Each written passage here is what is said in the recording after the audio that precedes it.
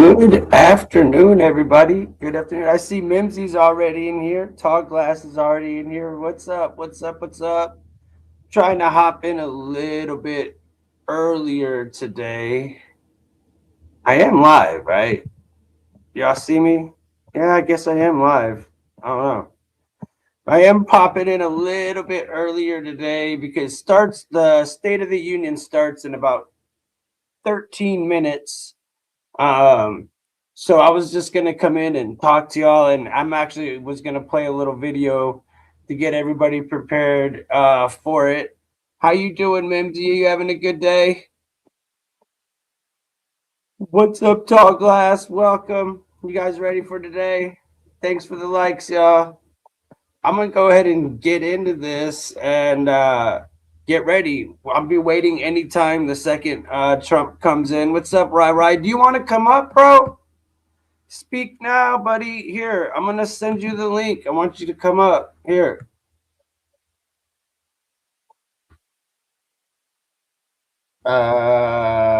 It's in your Discord, dude. In your Discord. Welcome, everybody. It's 2026. We're getting ready to watch Trump do the State of the Union here. It should be interesting. I remember plenty of. Oh, thanks. I'm watching the game right now. We're doing good at halftime. Thank you. Thank you. Kristen, what's up, girly? My girl, what's up? Look at me. I got a whole bunch. Well, I got a few females in the chat. Look at me. Look at me. Just joking. So, y'all ready for tonight or what? You guys ready?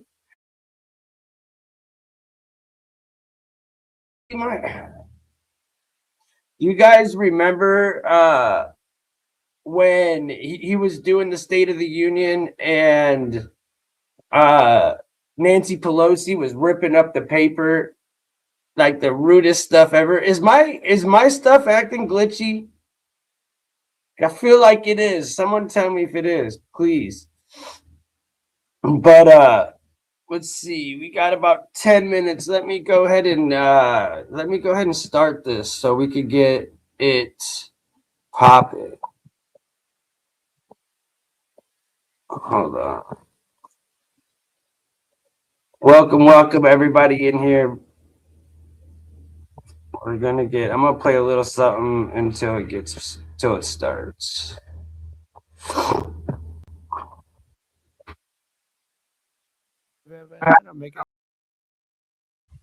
Yo, she just called her Biden. She just called him Biden.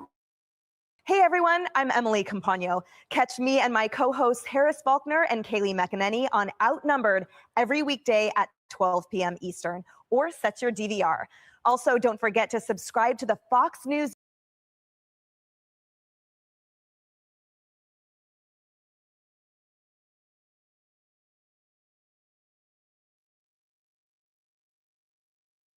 The president is just hours away from that big primetime address. Let's bring in our next guest to help break it all down from Deseret News. I'm just trying to kill a little time until he comes again, on. Cami. You know, and this is a night that I think a lot of Americans are going to be watching for that big E word, and I'm talking the economy. This one, though, if he doesn't come on, yes, absolutely. You're going to hear a lot about what Trump considers probably his strongest policy strong suit. You know, we're going to hear a lot about the big, beautiful bill that passed Congress last year. That's been their biggest legislative policy win that they really want to push forward. You're going to see them talk about how inflation rates have gone down over the last year, but really the economy is what they're going to be touching on because, as you said, that's something that touches everybody, regardless who you are, and it's an issue that you don't need a lot of policy expertise to understand. Yeah, definitely. I think that's the one that always has people, okay, how is this really going to affect me and my family at the end of the night after all? But I think another big talking point is a lot of people are going to be listening in for Iran and what the Middle East could hold. Right. We could get a clearer picture of what the president plans to do in terms of that. Over the last few weeks, he has been hinting at whether he may or may not take military action. Right now in Capitol Hill, we do have Secretary of State Marco Rubio and CIA Director John Ratcliffe briefing congressional leaders up this afternoon before the State of the Union starts. And so we're not really clear what information is being shared, what questions are being asked, but it does kind of signal that something is brewing. We could get a clearer idea of what Trump plans to do tonight. And I mean, Cami, could we go as far as to even think that could President Trump even announce any military action tonight on the floor there of the Capitol?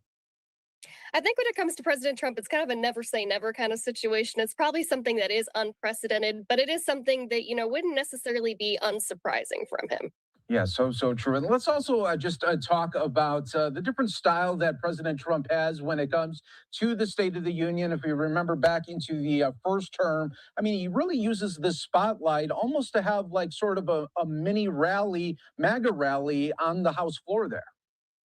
Right. And I think that is another thing we will be seeing tonight, especially heading into this midterm year where the House and Senate are so closely divided. And he really does want to keep that Republican majority that he has. So we do expect that it will be kind of campaign rally esque. We did see that last year when he addressed Congress shortly after taking office. We're expecting it's going to be a longer speech. He did say that yesterday that he expects to be talking for a while. So we can expect it to be one of those Trump, signature rallies that we typically see. Yeah, and it'll be interesting to see just how many hand clap breaks that there are, maybe compared to the last couple of times that the president has done this here. Let's also talk about the guests for President Trump that will be in the attendance here. This is always an interesting part of how the administration is able to weave in different themes by bringing in different types of guests. Absolutely. I think one of the bigger ones that we've seen just crop up over this weekend was the U.S. men's hockey team after winning gold in the Olympics. That was somebody that Trump kind of invited in a whim after they won. He kind of was on the phone with them in the locker room and invited. Speaker Johnson said they kind of had to scramble to make room for them, but we do expect some of them to be here tonight as Republican leaders are kind of wanting to really emphasize being an American, being really proud of the legacy that you have in this country. Another big guest we're expecting from the president is Erica Kirk, of course, the wife of the late Charlie Kirk, who died last year in Utah. So we're expecting her to be there as well. And Trump's going to be using that to highlight, denounce any political violence and rhetoric and things like that. Yeah, it's an interesting timing for that because I mean it comes on the heels of this weekend where there was an incident at his Mar-a-Lago estate. Thankfully, he wasn't even there, but I mean this comes at a time where earlier this week he says, "Hey, people are gunning for me."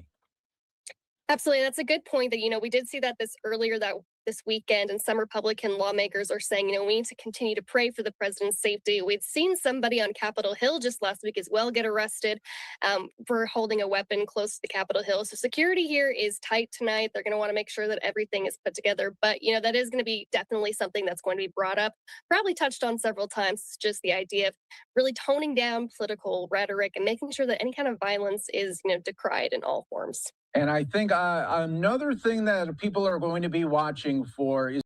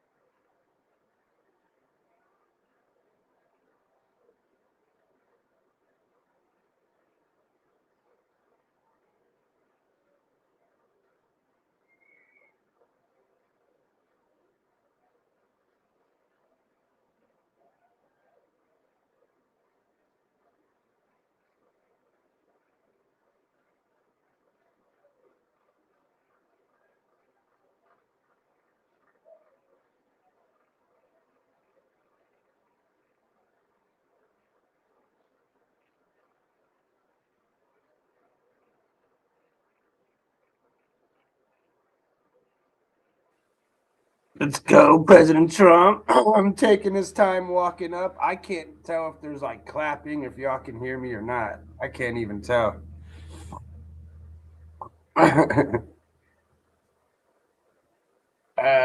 hope it's not glitching. Ryan, you better let me know if it starts to glitch out or something. Here comes Trump, though, walking to the podium. Walking to the podium. I know he's going to talk about, obviously, tariffs. He's probably going to talk about Venezuela. He's probably going to talk about all the things he's done for the economy.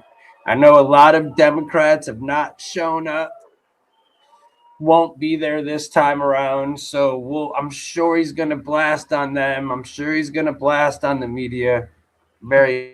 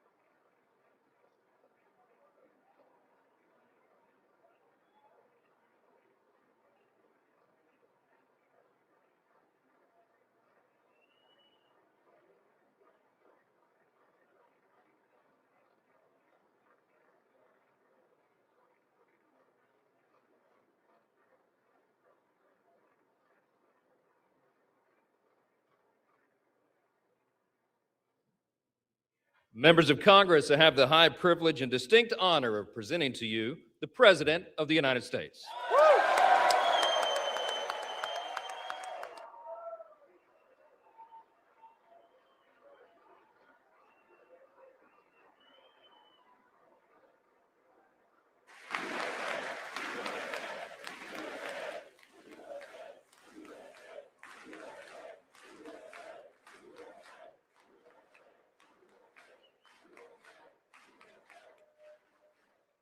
Well, thank you very much, everybody. It's really an honor. Speaker Johnson, Vice President Vance, First Lady of the United States,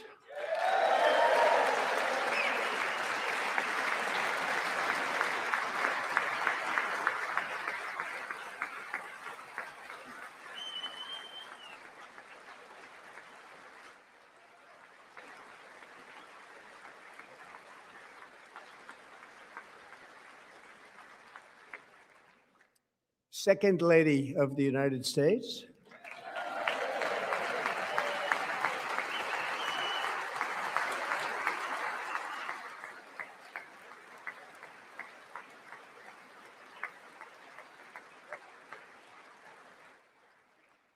members of Congress, and my fellow Americans.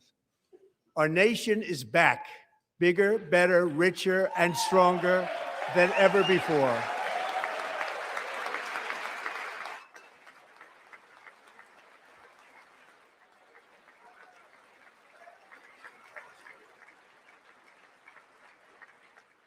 Less than 5 months from now, our country will celebrate an epic milestone in American history, the 250th anniversary of our glorious American independence. This July 4th, we will mark 2.5 centuries of liberty and triumph, progress and freedom in the most incredible and exceptional nation ever to exist on the face of the earth. And you've seen nothing yet. We're going to do better and better and better. This is the golden age of America.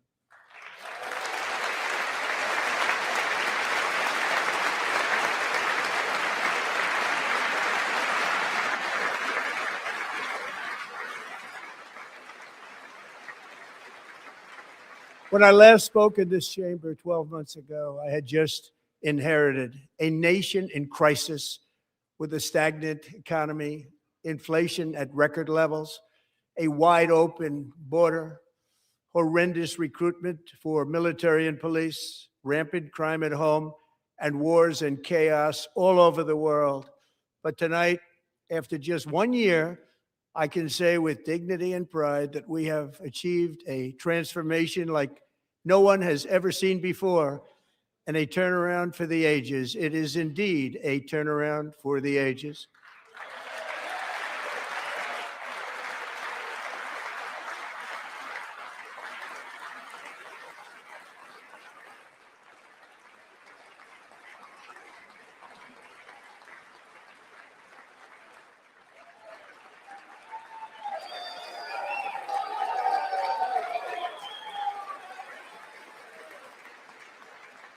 And we will never go back to where we were just a very short time ago. We're not going back. Today, our border is secure.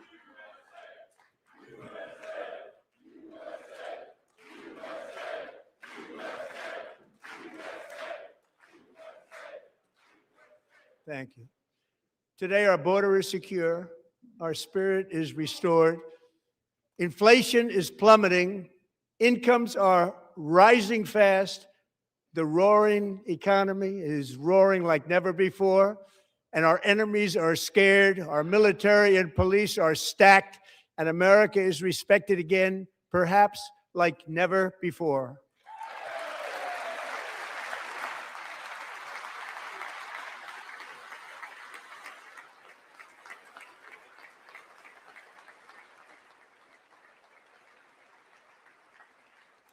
After 4 years in which millions and millions of illegal aliens poured across our borders, totally unvetted and unchecked, we now have the strongest and most secure border in American history by far.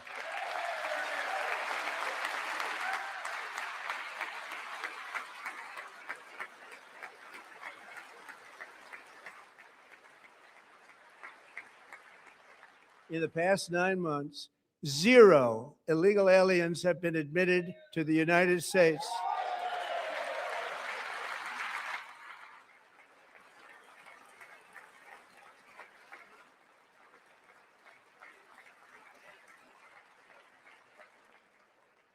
But we will always allow people to come in legally, people that will love our country and will work hard to maintain our country.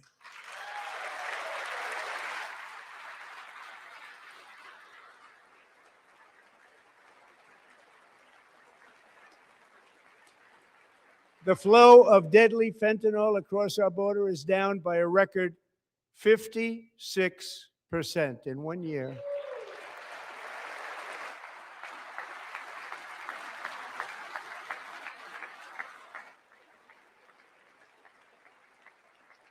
And last year, the murder rate saw its single largest decline in recorded history. This is the biggest decline, think of it, in recorded history, the lowest number in over 125 years, year 1900. In fact, substantially before my wonderful father, I had a wonderful father, Fred, before he was born, substantially before he was born.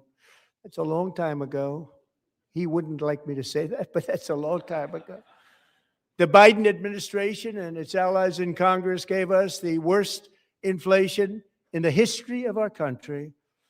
But in 12 months, my administration has driven core inflation down to the lowest level in more than 5 years.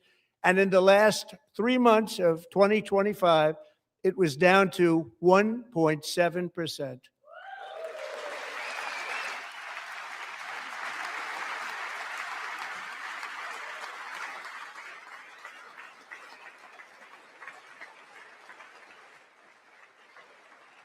Gasoline, which reached a peak of over $6 a gallon in some states under my predecessor, it was quite honestly a disaster, is now below $2.30 a gallon in most states, and in some places, $1.99 a gallon. And when I visited the great state of Iowa just a few weeks ago, I even saw $1.85 a gallon for gasoline.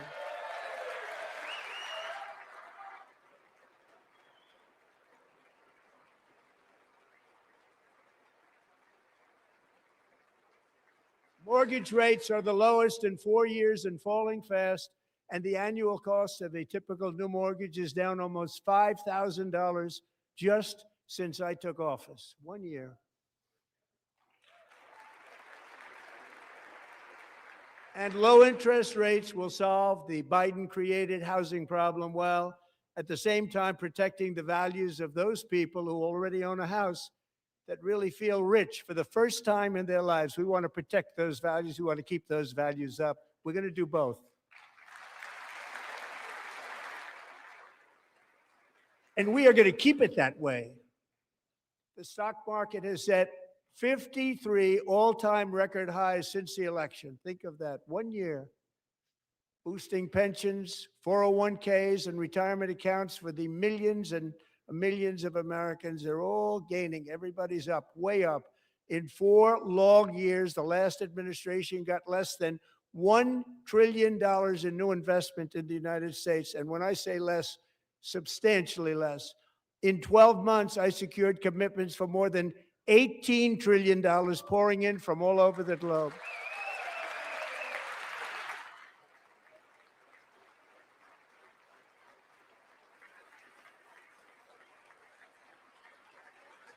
Think of it, much less than $1 trillion for 4 years versus much more than $18 trillion for 1 year. What a difference a president makes. A short time ago, we were a dead country. Now we are the hottest country anywhere in the world, the hottest.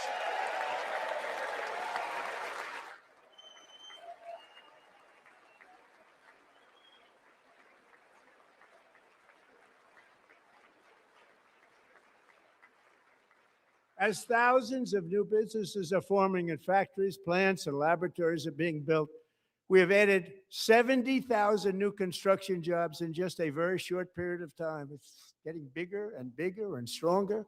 Nobody can believe what they're watching. American oil production is up by more than 600,000 barrels a day, and we just received from our new friend and partner, Venezuela, more than 80 million barrels of oil.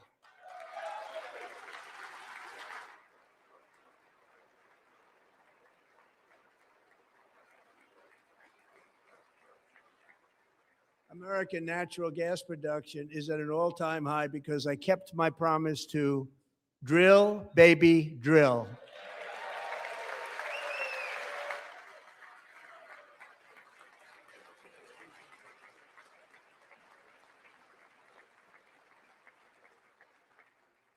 More Americans are working today than at any time in the history of our country. Think about that. Any time in the history of our country, more working today.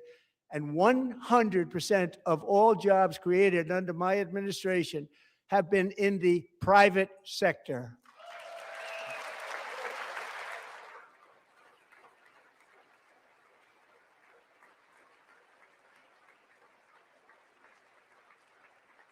We ended DEI in America.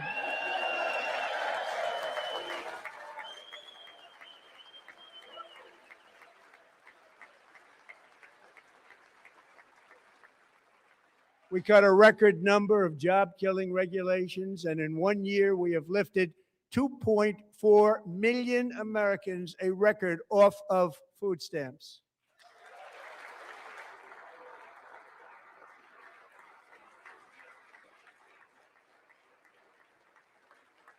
And for all of these reasons, I say tonight, members of Congress, the state of our union is strong.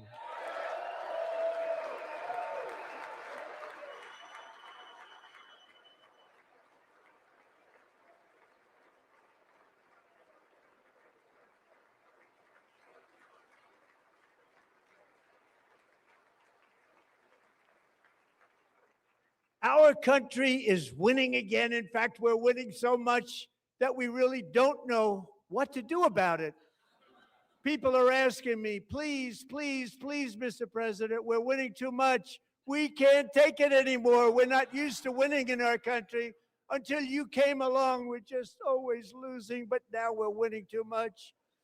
And I say, no, no, no, you're going to win again. You're going to win big. You're going to win bigger than ever. And to prove that point,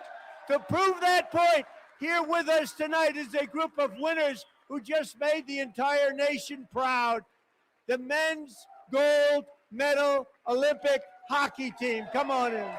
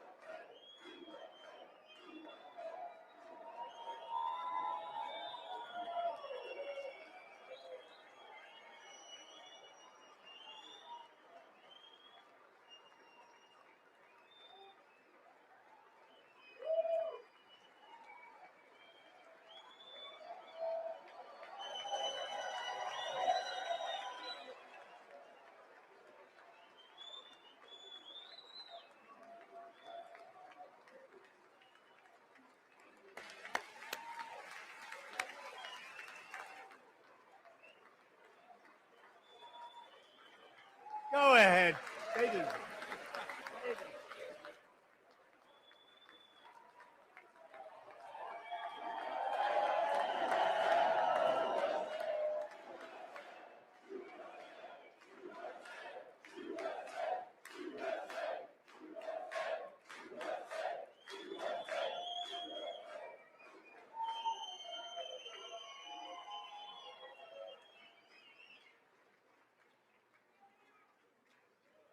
That's the first time I've ever seen them get up. And actually, not all of them did get up. But they beat a fantastic Canadian team in overtime, as everybody saw, as did the American women who will soon be coming to the White House.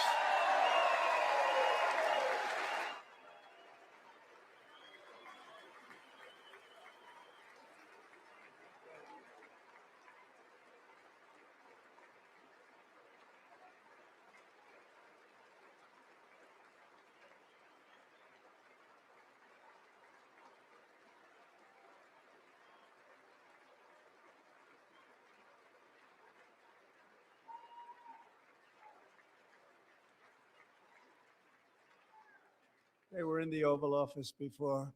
And I just want to say a second very big congratulations to Team USA. But I have to say that, and I told them this, and we took a vote of the team. I said, anybody votes no, I'm not doing it. So they stood there and they weren't about to say no because I'd never seen a goaltender play as well as goalie Connor Hellebuck.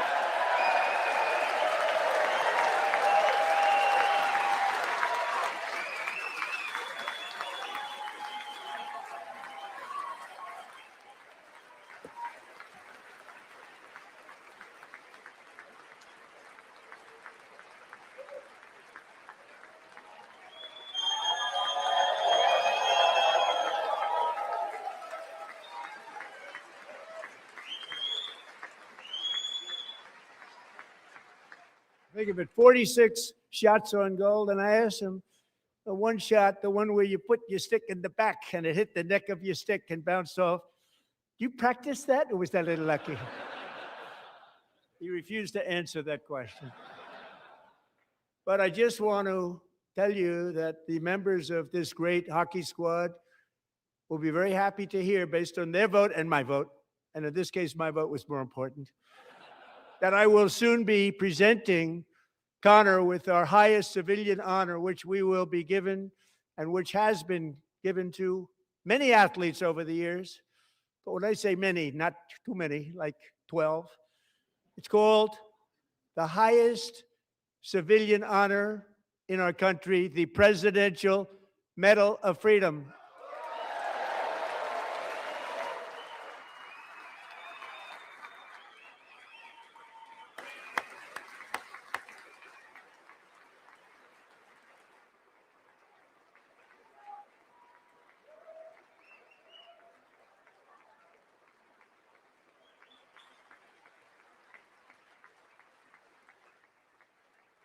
Great athletes have gotten that, very great, the best.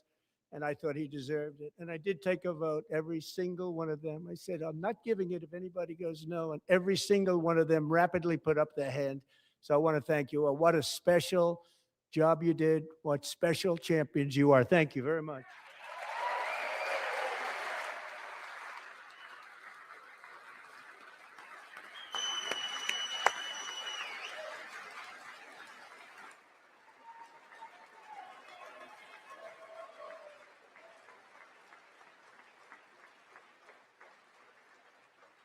I'm also pleased to say that the next time the Olympic torch is lit, it will be here in America for the 2028 Olympics. And it's the summer version right in Los Angeles. We're going to do a good job in Los Angeles.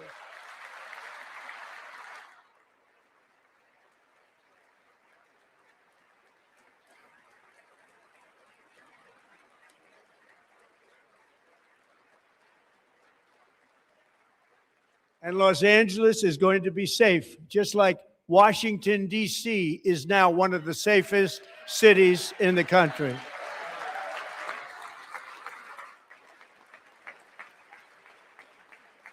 And this year, and I must say I got them both. I got them in my first term, and I was disappointed because I didn't think I'd be the president when this happened. But strange things took place. And now I've got them because I got the Olympics and I got the 2026 FIFA World Cup. And I wanted to claim the 250th, but I didn't get away with that one. I couldn't claim that one for myself. But we're getting the World Cup. So we have the World Cup and the Olympics coming. And that is exciting news.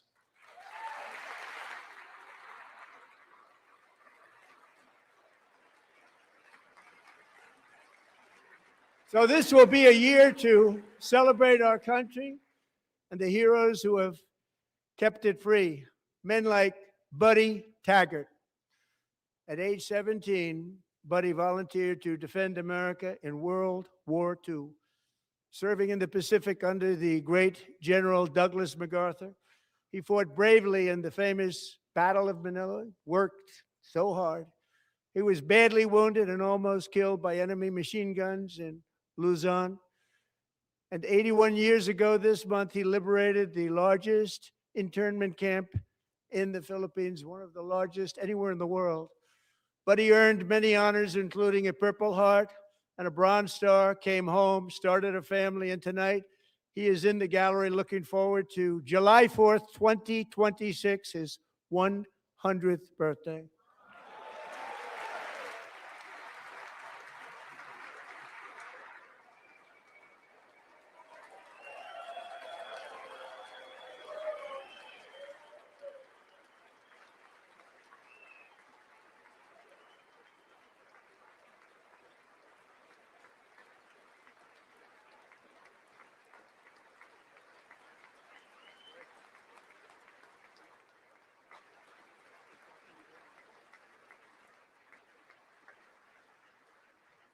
So, Buddy, you're a brave man, and we salute you. Even in times of challenge, setback, and immense heartache, the spirit of 1776 has always shone through very brightly. It was July 4th of last year when floodwaters tore through a girls' summer camp in Central Texas. One of the worst things I've ever seen. I was there, rising 26 feet in the matter of minutes, tragically claiming many, many lives. You all remember that one. As the waters threatened to sweep her away, 11-year-old Millie Kate McClelland closed her eyes and prayed to God. She thought she was going to die. Those prayers were answered when Coast Guard rescue swimmer Scott Ruskin descended from a helicopter above. Nobody knew where he came from.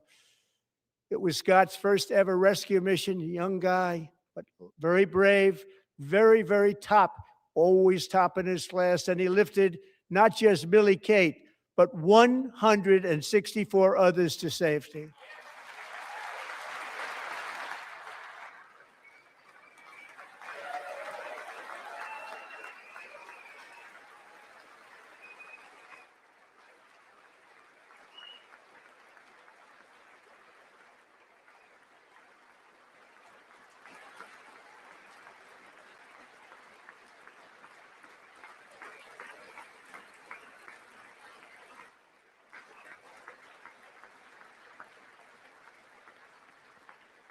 People watched Scott from a distance, and they couldn't believe what they were seeing. The winds were blowing, the rain was pouring, everything was going, and that rapid water, nobody's ever seen anything like it. They said, wow, that's something. Tonight, Scott and Millie Kate are here together, reunited for the very first time. Thank you, Scott, Millie Kate.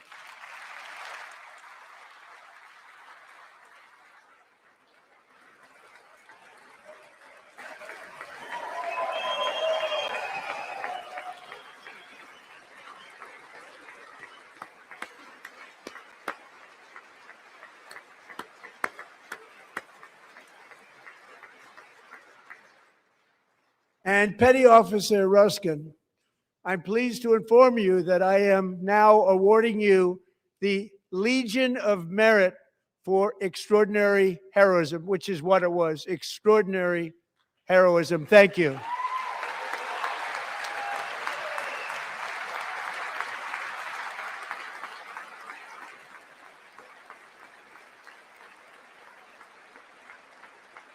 And I'd like to have the military aide to please come down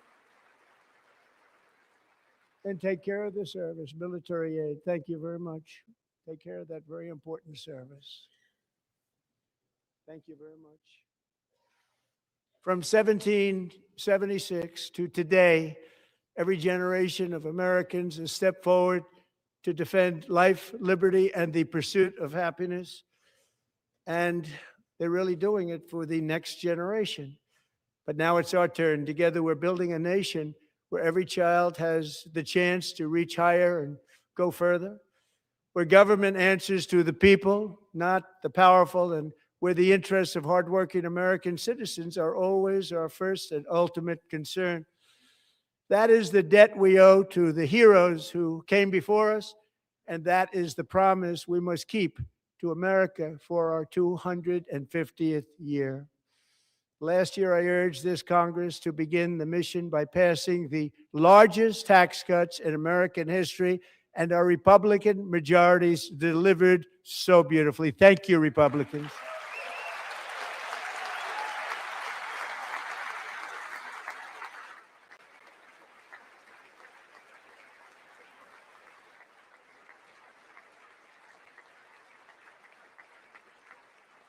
All Democrats, every single one of them, voted against these really important and very necessary massive tax cuts.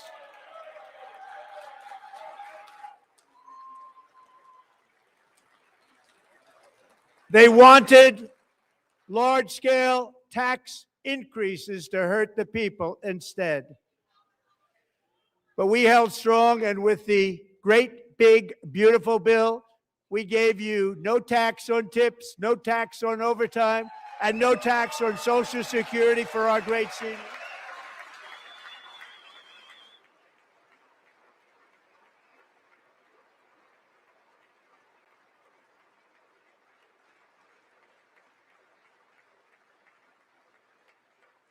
And we also made interest on auto loans tax deductible the first time, but only if the car is made in America.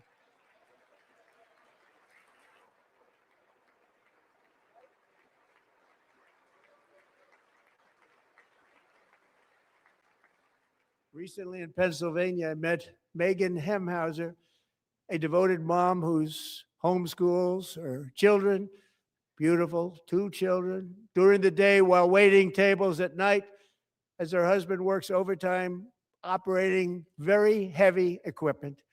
Megan is here this evening, and she's happy to tell you that she is so much richer because with no tax on tips, no tax on overtime, and our expanded child tax credit done again by Republicans, Megan and her husband will take home more than $5,000 extra just for the year, cutting her tax bill in more than half.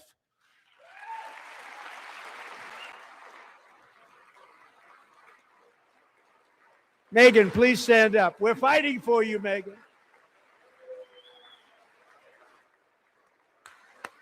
Thank you, Megan. Thank you, Megan. We're fighting for you, Megan. Under our bill, parents like Megan can also activate their children's brand new Trump accounts. And I didn't name it. I did not name it. I did not name that.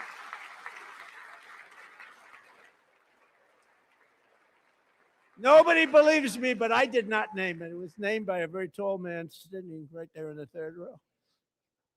Nice man, a good man. Tax-free investment accounts for every American child. This is something that's so special and has taken off and gone through the roof.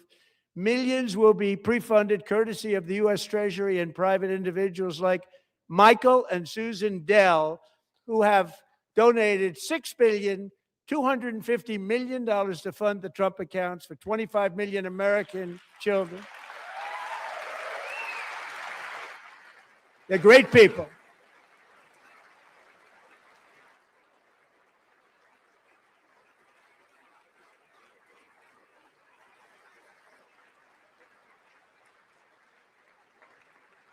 You know, I asked Michael Dell, how do you make all that money? He said, well, I just sat on my dorm in school and I made computers and I'd sell them to people.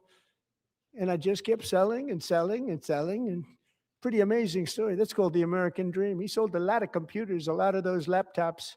So I congratulate him on that. But I really thank him and Susan, as well as others like Brad Gerstner, a very tremendous guy. He was behind it right from the beginning. Brad Gerstner. Thank you, Brad.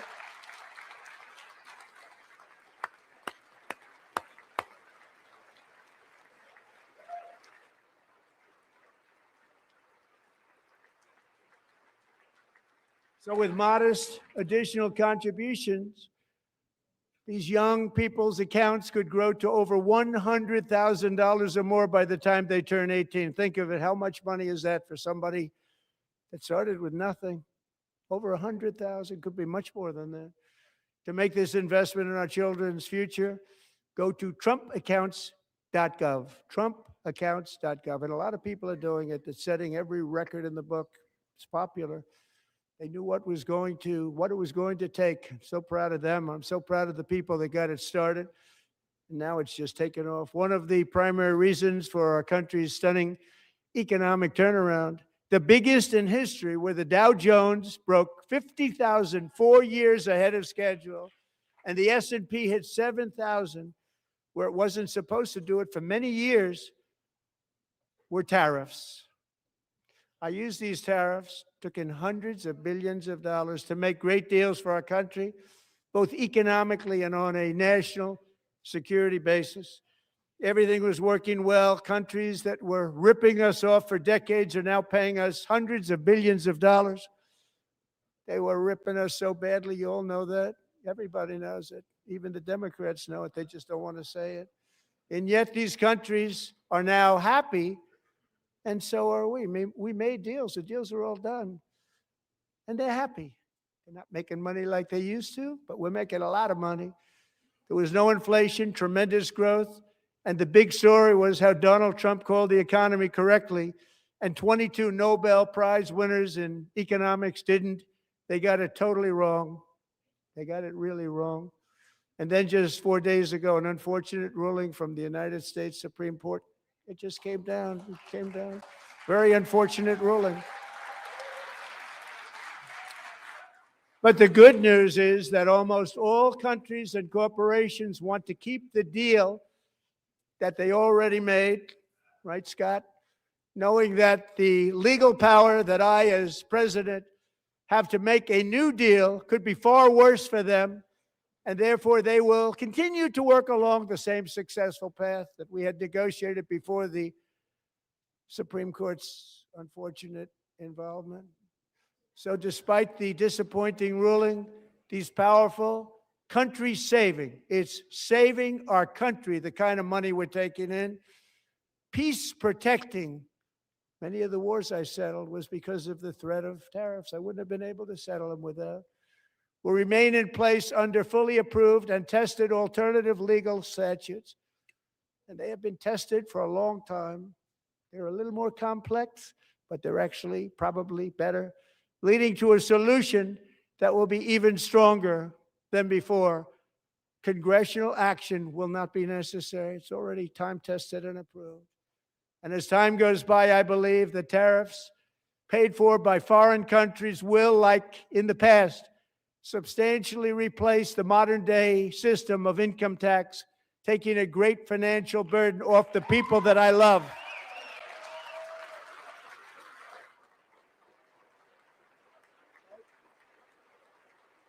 Right?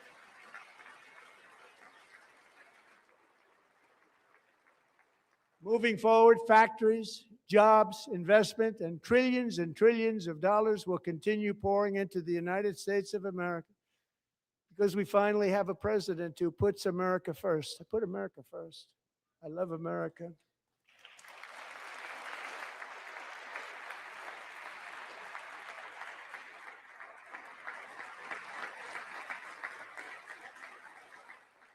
For decades before I came along, we had the exact opposite.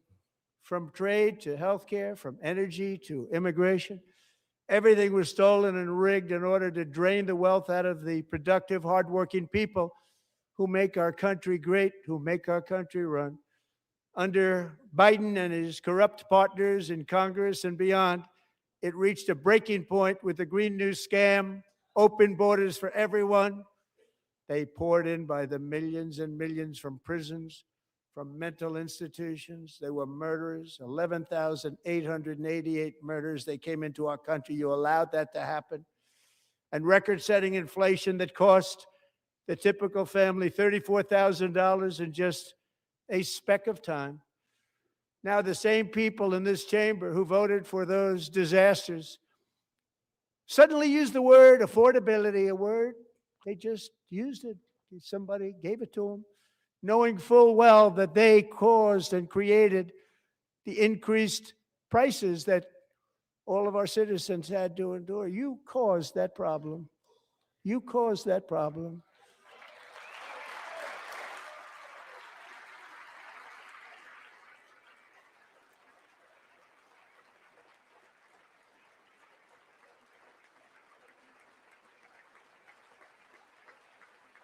They knew their statements were a lie. They knew it. They knew their statements were a dirty, rotten lie. Their policies created the high prices. Our policies are rapidly ending them. We are doing really well. Those prices are plummeting downward.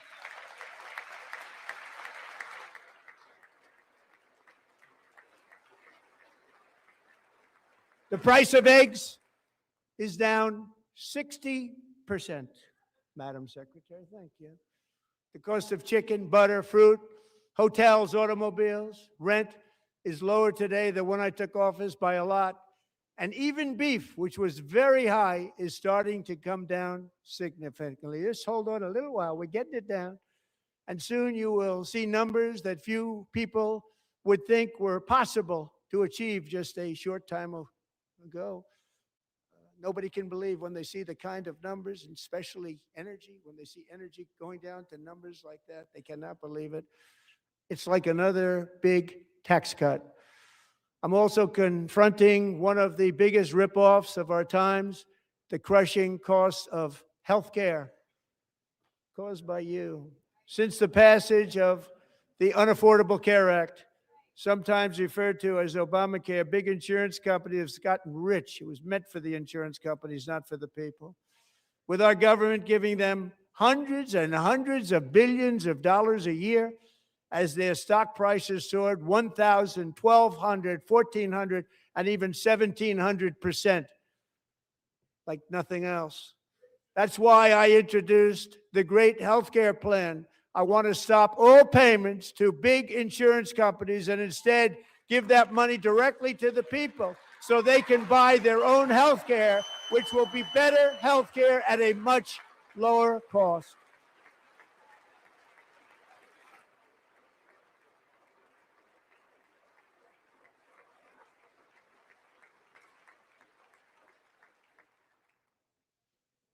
In addition, my plan requires maximum price transparency. That's a big deal. Sounds so simple, so big. And I did that in my first term, and the Democrats immediately terminated it with full knowledge that they were doing a very bad thing for the people. Costs were going to go way up, and that's what happened. And now I'm bringing them way down on healthcare and everything else. I'm also ending the wildly inflated cost of prescription drugs like has never happened before.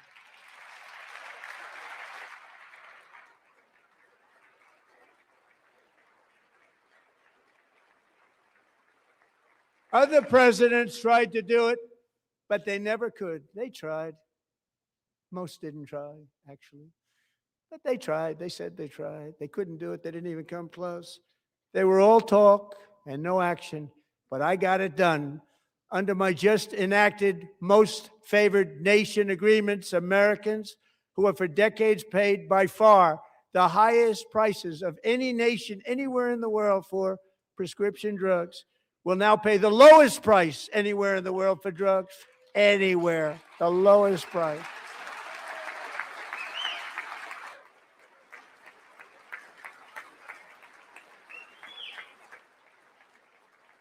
So in my first year of the second term,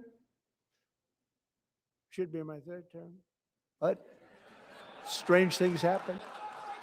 I took prescription drugs, a very big part of healthcare, from the highest price in the entire world to the lowest. That's a big achievement. The result is price differences of 300, 400, 500, 600% and more, all available right now at a new website called TrumpRx.gov. And I didn't name that one either, by the way.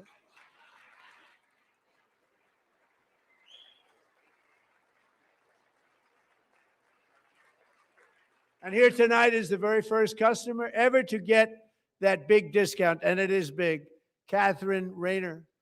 For 5 years, she and her husband have struggled with infertility, and they turned to IVF. One drug has been costing Catherine $4,000 to purchase. But a few weeks ago, she logged onto the Trump RX website and got that same drug that cost $4,000, got it for under $500, a reduction of much more, actually, than $3,500. Catherine, we are all praying for you, and you're going to be a great mom.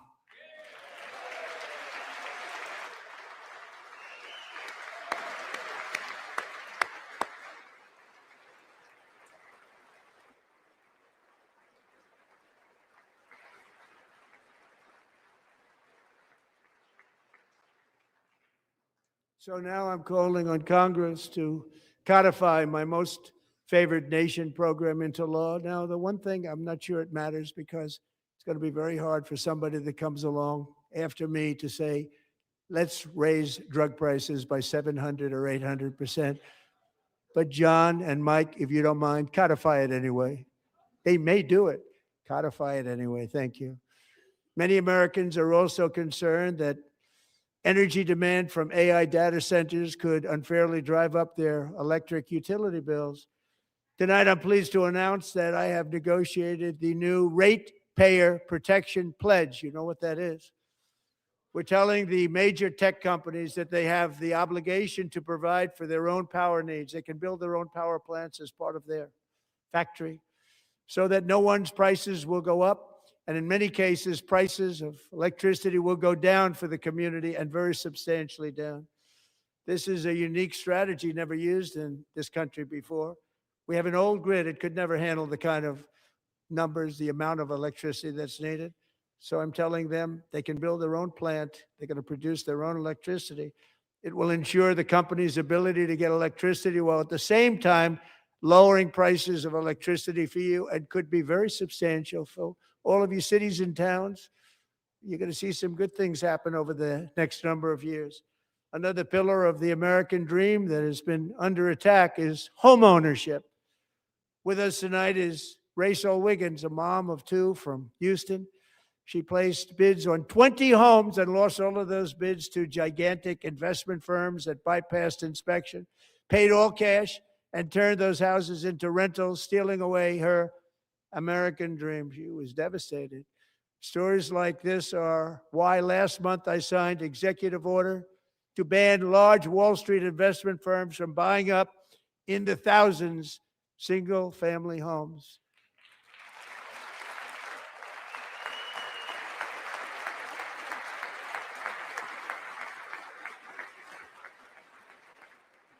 And now I'm asking Congress to make that ban permanent, because homes for people, really, that's what we want. We want homes for people, not for corporations. Corporations are doing just fine. Raysel, thank you very much. Good luck with your home. You'll get one soon.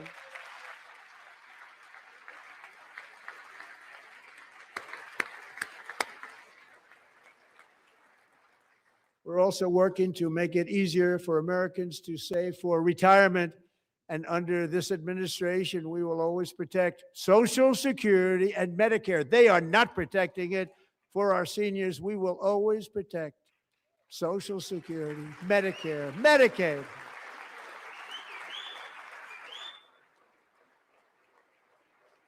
Since I took office, the typical 401k balance is up by at least $30,000. That's a lot of money. We have millions and millions of people, because the stock market has done so well, setting all those records. Your 401ks are way up.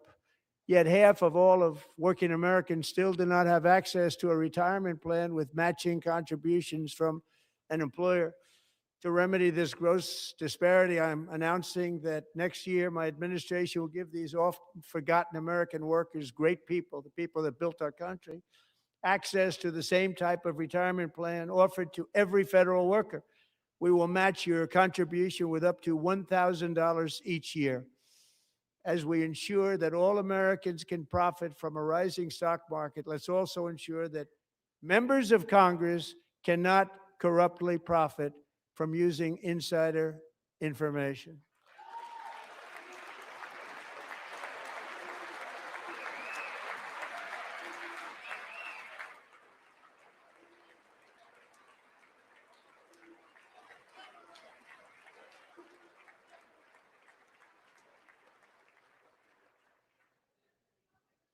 They stood up for that. I can't believe it.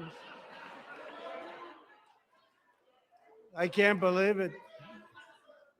Did Nancy Pelosi stand up if she's here? Doubt it.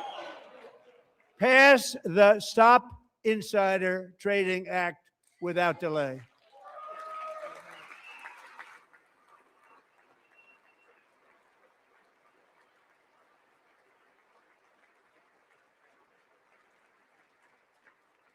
I wasn't sure if anybody, even on this side, was going to applaud for that. I'm very impressed. Thank you. I'm very impressed.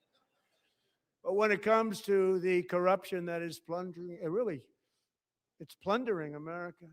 There's been no more stunning example than Minnesota, where members of the Somali community have pillaged an estimated $19 billion from the American taxpayer. Oh, we have all the information. And in actuality, the number is much higher than that. And California, Massachusetts, Maine, and many other states are even worse. This is the kind of corruption that shreds the fabric of a nation, and we are working on it like you wouldn't believe. So tonight, although started 4 months ago, I am officially announcing the war on fraud to be led by our great Vice President, J.D. Vance.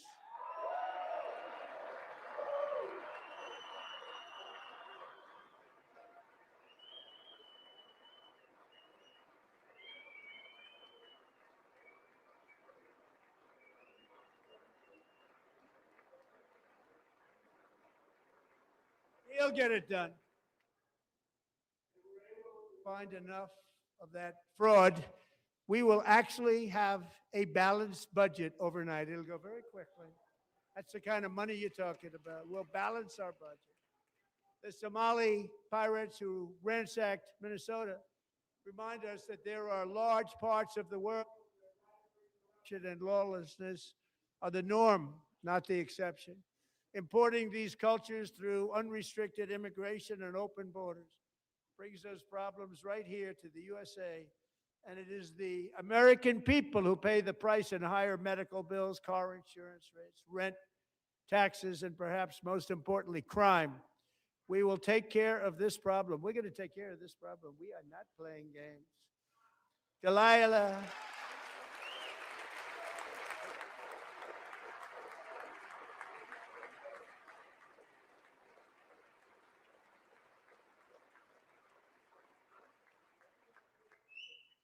Delilah Colden was only 5 years old in June 2024 when a 18-wheel tractor trailer plowed into her stopped car traveling at 60 miles an hour or more. The driver was an illegal alien let in by Joe Biden and given a commercial driver's license by open borders politicians in California. Doctors said Delilah would never be able to walk or talk, have a good life. She wouldn't even be able to eat again. But against all odds, she is now in the first grade learning to walk. And she's here this evening with her dad, Marcus, a fantastic man. Delilah, please, you are a great inspiration. Please stand up.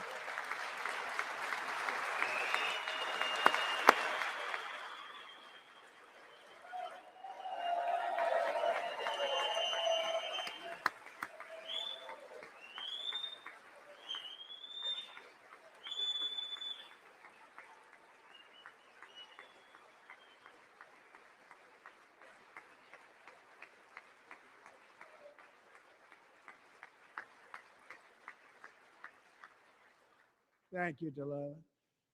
Many, if not most, illegal aliens do not speak English and cannot read even the most basic road signs as to direction, speed, danger, or location.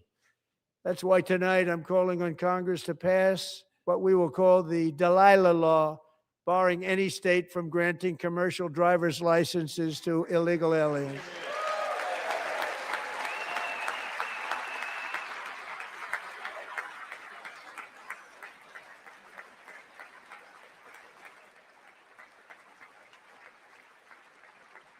And yesterday, as you probably saw at the White House, I hosted a ceremony with Americans who lost their treasured loved ones to the scourge of illegal immigration. People came into our country, how we allowed this to happen with our open borders. These are the angel moms and families that for decades our government betrayed and our media totally ignored. It was terrible. Hard to believe, actually.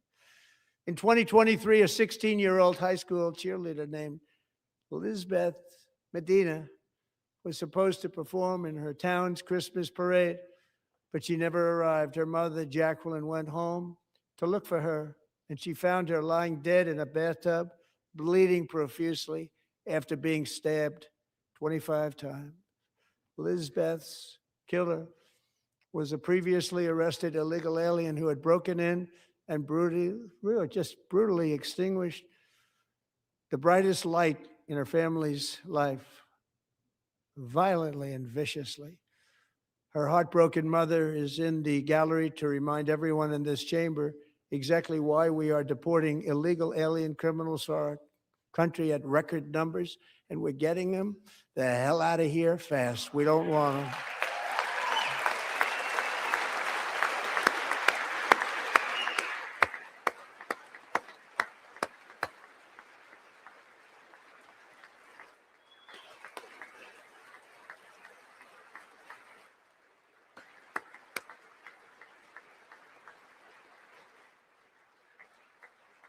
Thank you very much, Jacqueline. Thank you.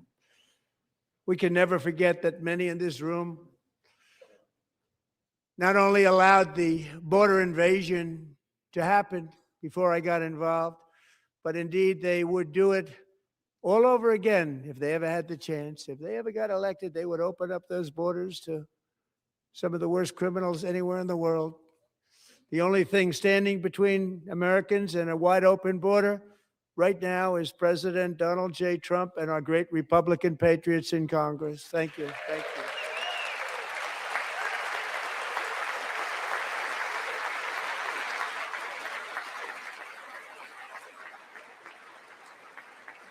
As we speak, Democrats in this chamber have cut off all funding for the Department of Homeland Security. It's all cut off. It's all cut off. They have instituted another Democrat shutdown, the first one costing us 2 points on GDP. 2 points we lost on GDP, which probably made them quite happy, actually. Now they have closed the agency responsible for protecting Americans from terrorists and murderers. Tonight I'm demanding the full and immediate restoration of all funding for the border security, homeland security of the United States, and also for helping people clean up their snow. We have no money because of the Democrats, and it would be nice. We'd love to give you a hand at cleaning it up, but you gave no money. Nobody's getting paid. It's a shame. So you have to think about it. We have, in case you didn't know, pretty large snowstorm out there. One of the great things about the State of the Union is how it gives Americans the chance to see clearly what their representatives really believe. So tonight, I'm inviting every legislator to join with my administration in reaffirming a fundamental principle.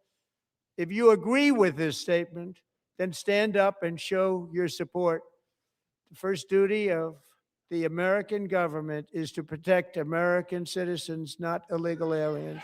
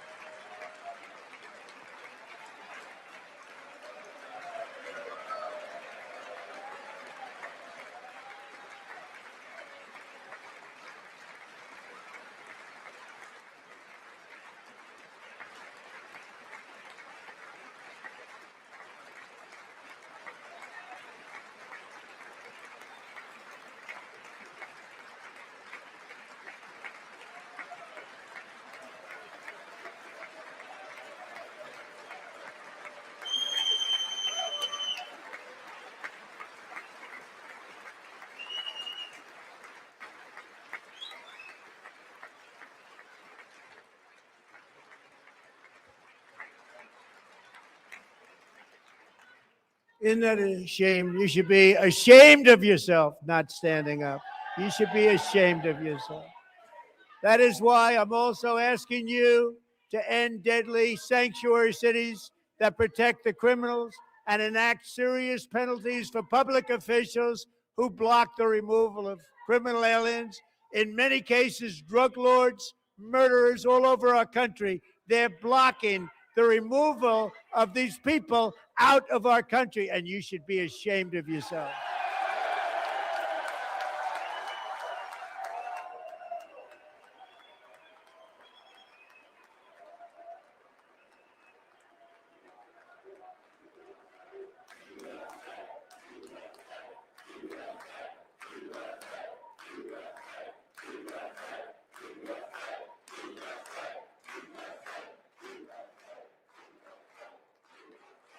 And perhaps most importantly, I'm asking you to approve the Save America Act.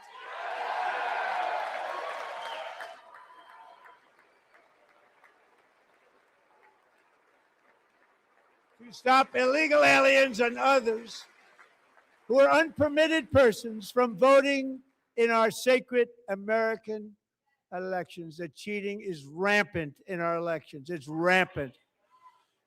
It's very simple. All voters must show voter ID.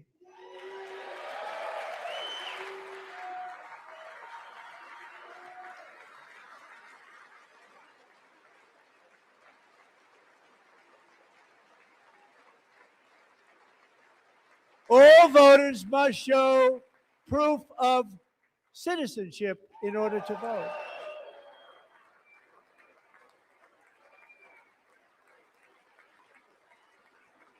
And no more crooked mail-in ballots except for illness, disability, military, or travel. None. And this should be an easy one. And by the way, it's polling at 89%, including Democrats. 89%.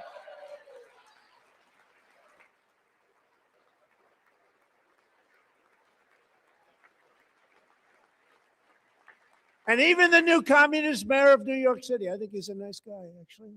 Speak to him a lot. Bad policy, but nice guy. Just said they want people to shovel snow. They got hit hard. Wants them to shovel snow, but if you apply for that job, you need to show 2 original forms of ID and a Social Security card.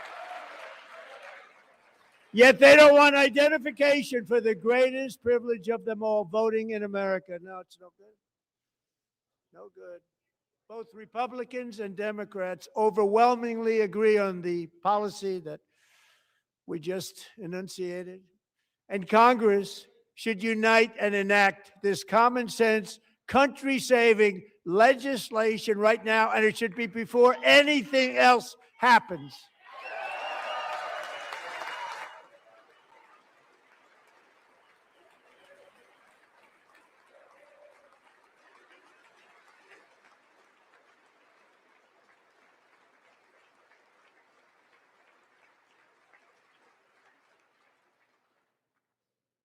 And the reason they don't want to do it, why would anybody not want voter ID? One reason, because they want to cheat. There's only one reason.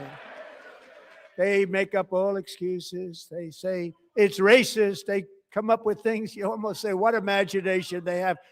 They want to cheat. They have cheated, and their policy is so bad that the only way they can get elected is to cheat. And we're going to stop it. We have to stop it, John.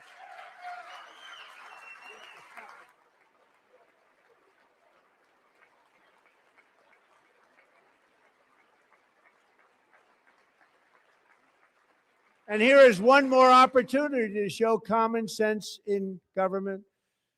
In the gallery tonight are Sage Blair and her mother, Michelle. In 2021, Sage was 14 when school officials in Virginia sought to socially transition her to a new gender, treating her as a boy and hiding it from her parents. Hard to believe, isn't it? Before long, a confused Sage ran away from home after she was found in a horrific situation in Maryland. A left-wing judge refused to return Sage to her parents because they did not immediately state that their daughter was their son. Sage was thrown into an all-boys state home and suffered terribly for a long time. But today, all of that is behind them because Sage is a proud and wonderful young woman with a full ride scholarship to Liberty University. Sage and Michelle, please stand up.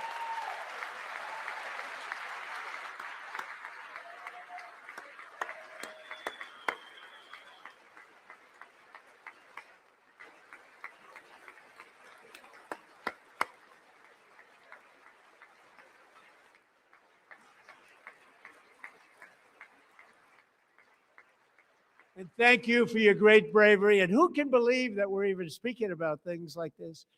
15 years ago, if somebody was up here and said that, they'd say, what's wrong with him? But now we have to say it because it's going on all over numerous states without even telling the parents. But surely we can all agree no state can be allowed to rip children from their parents' arms and transition them to a new gender against the parents' will. Who would believe that we're even talking about this? We must ban it, and we must ban it immediately.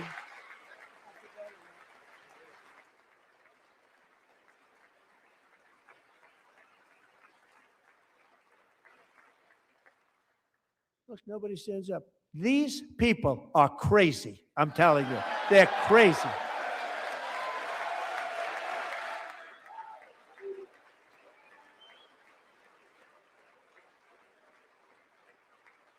Amazing. Incredible.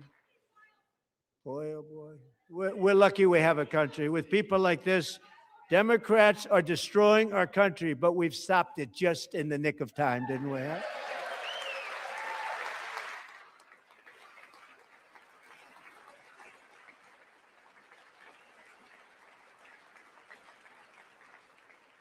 No one cares more about protecting America's youth than our wonderful First Lady, now a movie star. She's a movie star. Can you believe it? Who would have believed that? Over the past year, she has had an incredible impact championing AI legislation, advancing a landmark executive order on foster care, and helping secure $30 million to launch the Melania Trump Foster Youth to Independence Initiative. It's a tremendous, really a tremendous thing that happened and had a lot of bipartisan support. She gets much better bipartisan support than I do. I get none. She gets a lot. Someday you're going to have to tell me how you did that. And students and educators in every state have joined the First Lady's efforts in the presidential AI challenge, keeping America's next generation positioned to succeed and strongly succeed in the future. Tonight, we welcome two young people whose lives reflect the First Lady's impact, Sierra Burns and Everest Nevermont. Thank you both. And Melania, thank you. I know how hard you worked on it. Thank you very much.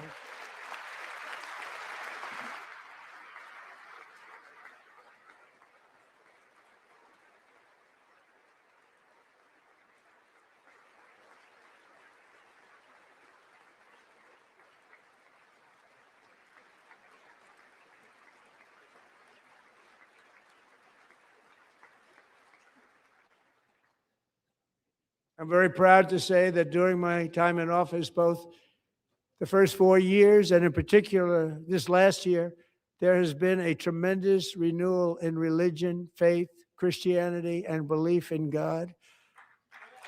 Tremendous renewal.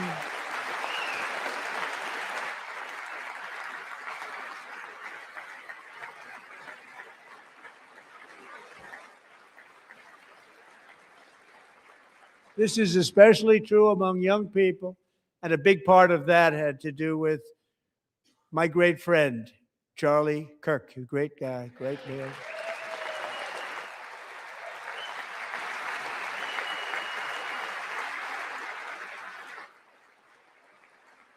So last year, Charlie was violently murdered by an assassin and martyred, really martyred for his beliefs. His wonderful wife, Erica, is with us tonight. Erica, please stand.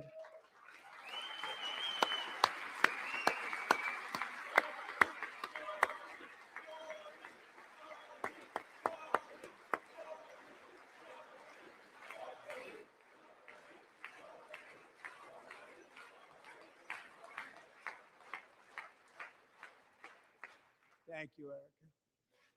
Been through a lot.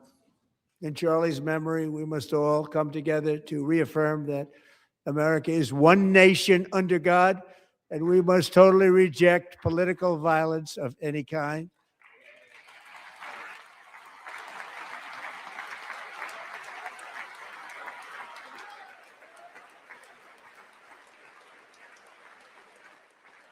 We love religion, and we love bringing it back, and it's coming back at levels that nobody actually thought possible. It's really a beautiful thing to see. Above all, unleashing America's promise requires keeping our communities safe. We have made incredible strides, yet dangerous repeat offenders continue to be released by pro-crime Democrat politicians again and again. We are honored to be joined tonight by a woman who's been through hell, Anya Zuretska. In 2022, she and her beautiful daughter, so beautiful, what a beautiful young woman, Irina, fled war-torn Ukraine to live with relatives near Charlotte, North Carolina. And by the way, what's going on with Charlotte? Last summer, 23-year-old Irina was riding home on the train when a deranged monster who had been arrested over a dozen times and was released through no cash bail, stood up and viciously slashed a knife through her neck and body. No one will ever forget. There were people on that train. No one will ever forget the expression of terror on Irina's face as she looked up at her attacker in the last seconds of her life. She died instantly. She had escaped a brutal war only to be slain by a hardened criminal set free to kill in America came in through open borders. Mrs. Zaretsky, tonight I promise you we will ensure justice for your magnificent daughter, Irina.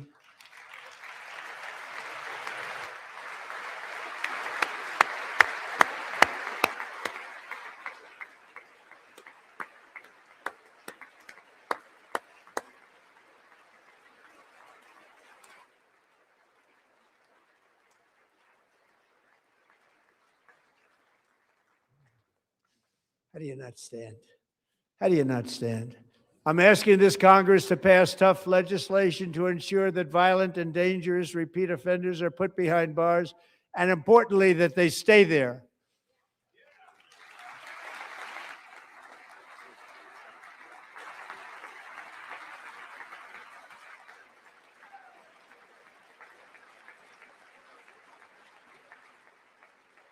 Starting last summer, I deployed our National Guard and federal law enforcement to restore law and order to our most dangerous cities, including Memphis, Tennessee, big success, New Orleans, Louisiana, big success, and our nation's capital itself, Washington, D.C., where we have almost no crime anymore in Washington, D.C. How did that happen?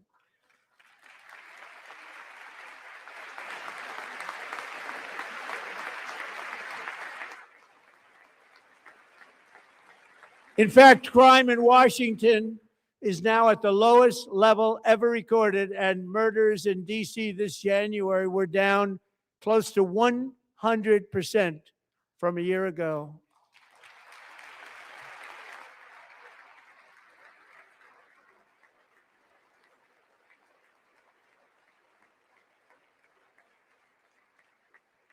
They don't like to hear that.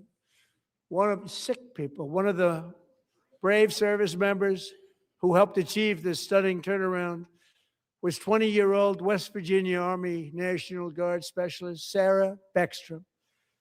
After a 4-month deployment, she voluntarily extended her service, and her rank was going to be lifted. She was doing so well. They were so proud of her. But the very next day, she was on patrol near the White House when she was ambushed and shot in the head by a terrorist monster from Afghanistan. Shouldn't have been in our country. And all because she wore the uniform of our nation. She was shot. He traveled here because he didn't like people wearing our uniform. He was sick and deranged. Shouldn't have been in our country. Sarah Beckstrom died in order to defend our capital, and we are honored to be joined by her wonderful parents, Gary and Eva Lee. Your daughter was a true American patriot, and she will be greatly missed. She was a great person. I saw reports on her. They've never seen anything like it.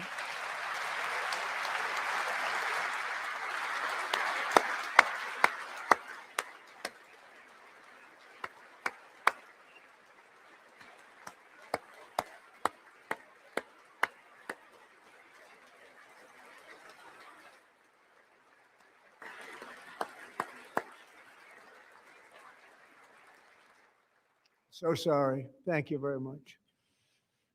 A great young lady. I saw reports that were like, perfect. She was perfect. Serving alongside Sarah that day was Staff Sergeant Andrew Wolf. The terrorist shot Andrew in the head, and no one thought he could possibly make it.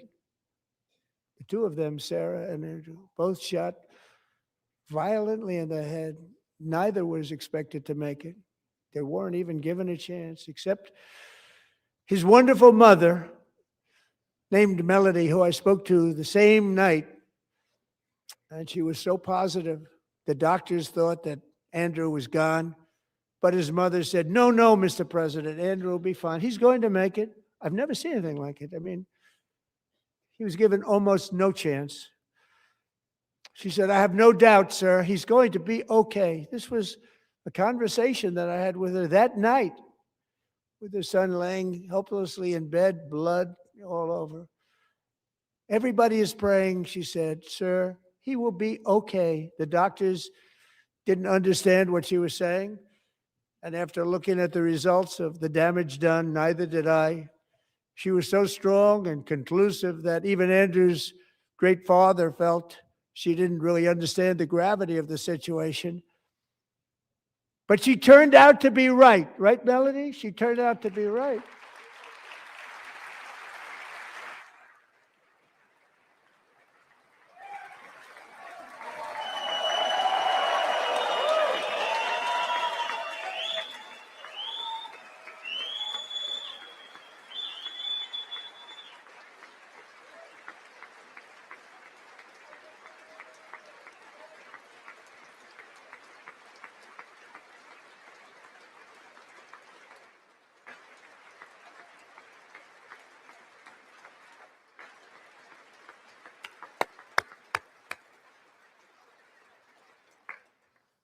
Amazing, actually. I said, where does this woman come from? She's the most positive person I've ever met. With God's help, Andrew has battled back from the edge of death, and we're talking about the edge of death, on his way to a miraculous recovery. He's got a little work to do, but he's doing great. Nice to see you. He's a good-looking guy. Nice to see you. Thanks, Andrew. Thank you very much.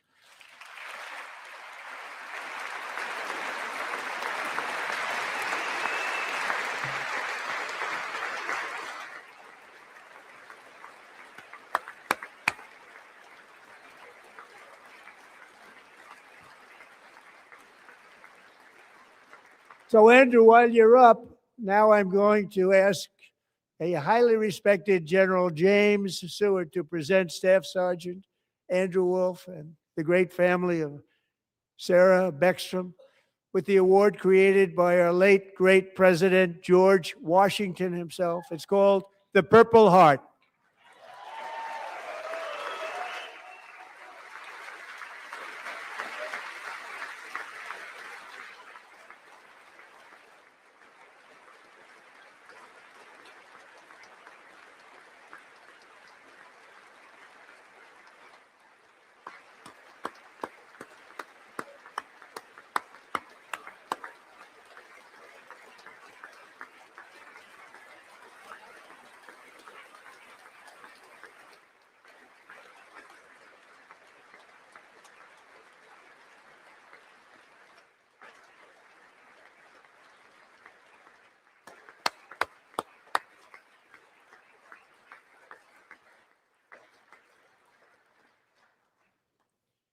We love you all. Love you. We're proudly restoring safety for Americans at home, and we are also restoring security for Americans abroad. Our country has never been stronger. In my first 10 months, I ended 8 wars, including Cambodia. Isn't it funny? Sick people. Cambodia and Thailand, Pakistan and India. Would have been a nuclear war. 35 million people, said the Prime Minister of Pakistan, would have died if it were not for my involvement. Kosovo and Serbia, Israel and Iran, Egypt and Ethiopia, Armenia and Azerbaijan, the Congo and Rwanda, and of course the war in Gaza, which proceeds at a very low level. It's just about there. And I want to thank Steve Witkoff and Jared Kushner for your help. Thank you, Steve. Thank you, Jared.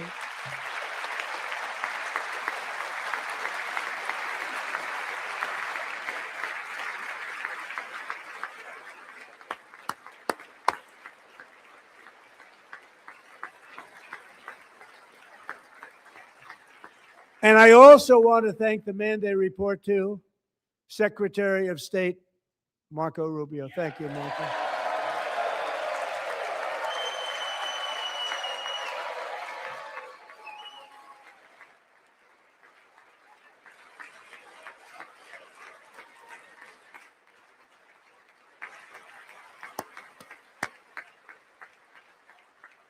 People like you. You know, Marco got 100% of the votes when he was in confirmation. I think our next one was about 54%. And some of the Democrats are now saying, I can't believe we approved that guy. And he said it's an honor that they feel that way, right, Marco?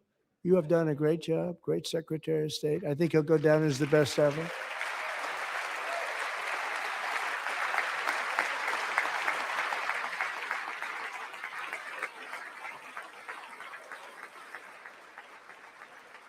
Under the ceasefire I negotiated, every single hostage, both living and dead, has been returned home. Can you believe that?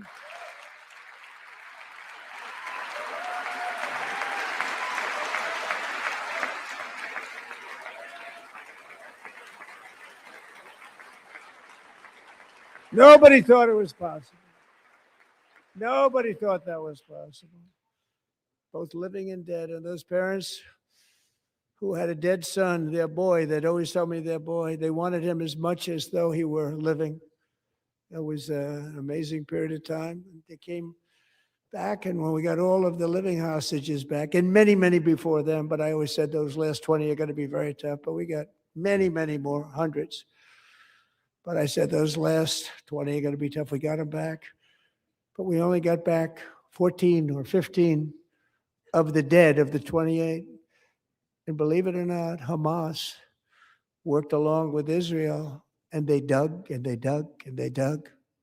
It's a tough thing to do, going through bodies all over, passing up 100 bodies sometimes for each one that they found.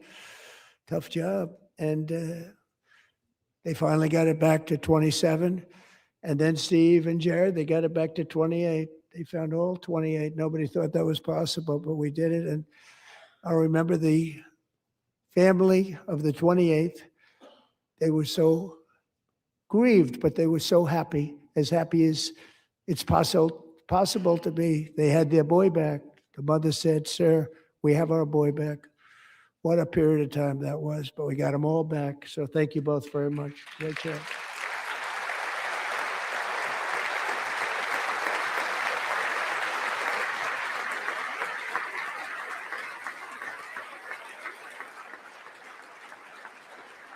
And we're working very hard to end the ninth war, the killing and slaughter between Russia and Ukraine, where 25,000 soldiers are dying each and every month. Think of that, 25,000 soldiers are dying a month.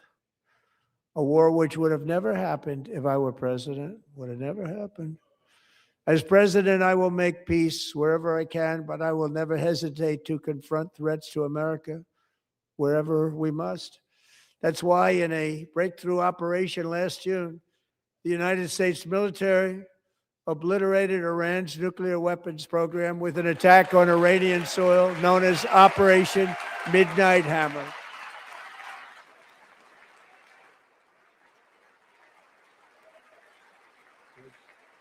Good.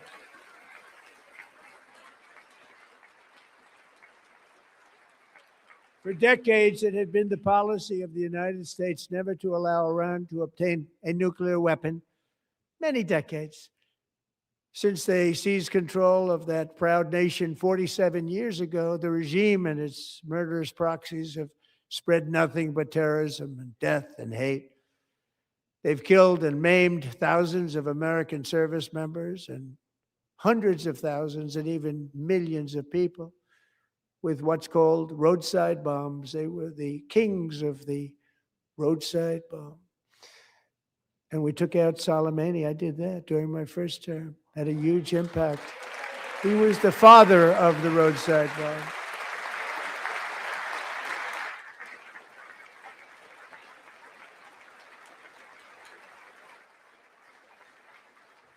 And just over the last couple of months with the protests, they've killed at least, it looks like 32,000 protests, 32,000 protesters in their own country. They shot them and hung them.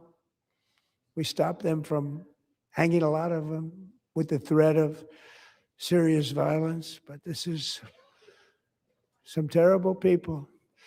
They've already developed missiles that can threaten Europe and our bases overseas, and they're working to build missiles that will soon reach the United States of America. After Midnight Hammer, they were warned to make no future attempts to rebuild their weapons program, and in particular, nuclear weapons. Yet they continue, starting it all over. We wiped it out, and they want to start all over again, and are at this moment again pursuing their sinister ambitions. We are in negotiations with them. They want to make a deal, but we haven't heard those secret words. We will never have a nuclear weapon. My preference.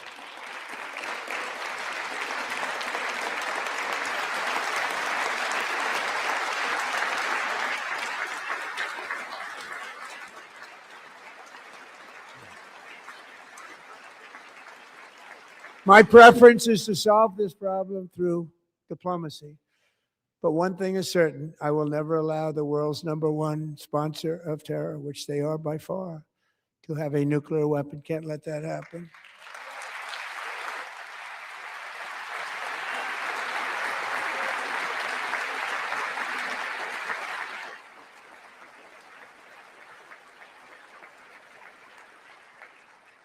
And no nation should ever doubt America's resolve. We have the most powerful military on earth. I rebuilt the military in my first term. We're going to continue to do so. Also, we just approved a $1 trillion budget. We have no choice. We have to be strong because hopefully we will seldom have to use this great power that we built together. It's really called peace through strength, and it's been very, very effective.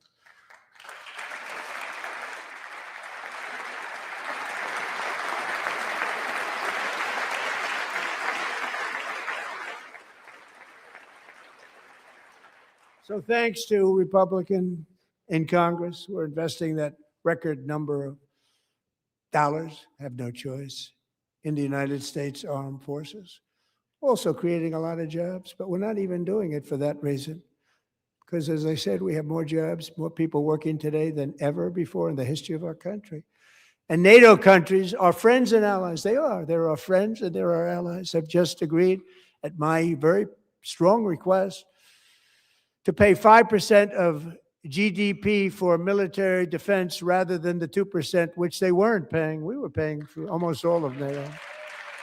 Now they're paying 5 as opposed to not paying 2.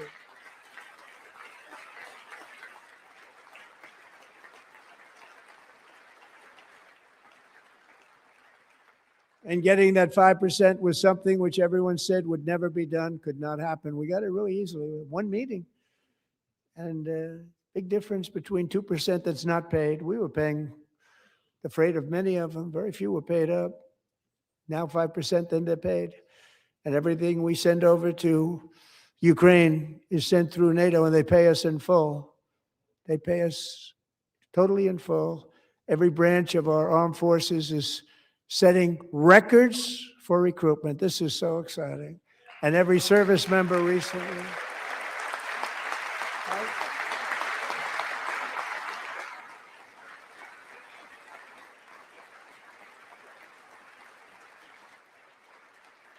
And every service member recently received a warrior dividend of $1,776.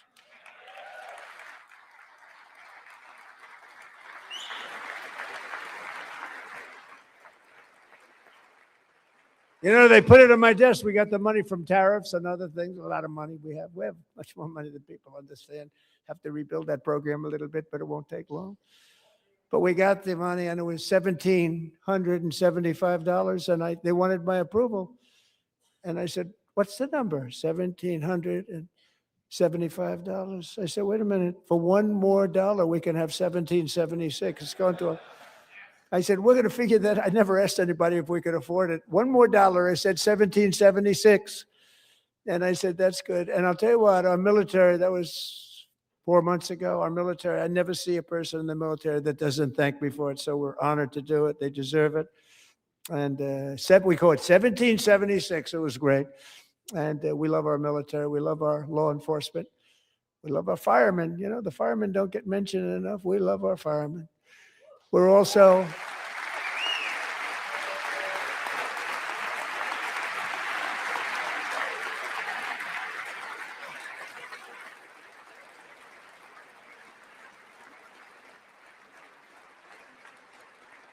restoring American security and dominance in the Western Hemisphere, acting to secure our national interests and defend our country from violence, drugs, terrorism, and foreign interference. For years, large swaths of territory in our region, including large parts of Mexico, really large parts of Mexico, have been controlled by murderous drug cartels. That's why I designated these cartels as foreign terrorist organizations, and I declared illicit fentanyl as a weapon of mass destruction.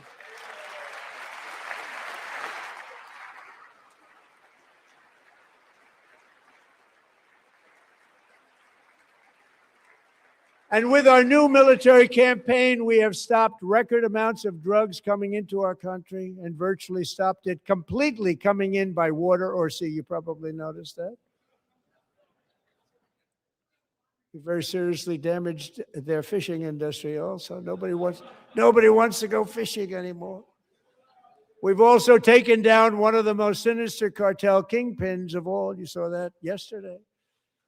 In January,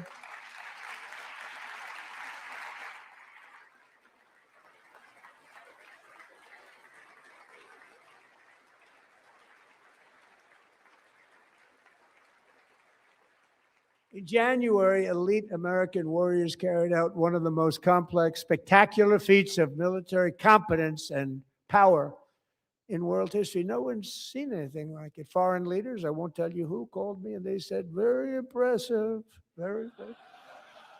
They couldn't believe, they all watched, they saw what happened. This is a different fighting force that we had years ago when we fought to tie. You know, it's a great fighting force. I'm so proud of it. Look at Space Force. Space Force is my baby because we did that. My baby. It's becoming so important.